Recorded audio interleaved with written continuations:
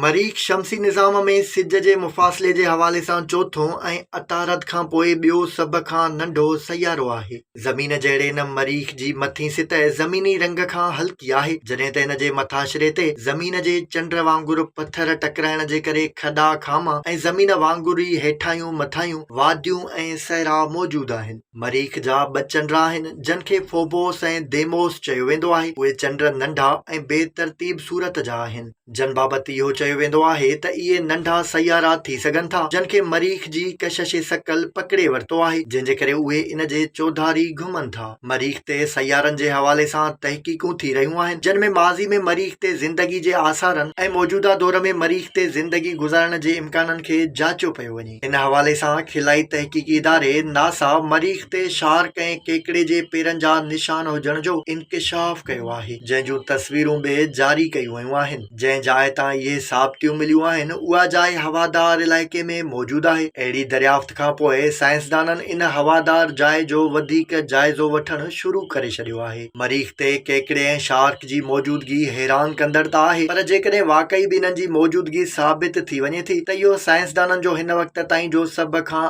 अज़ीम कारनामो हूंदो, छो त इन तहक़ीक़ खां पोइ मरीख़ ते ज़िंदगी गुज़ारण जा इम्कान वाज़िह थी वेंदा।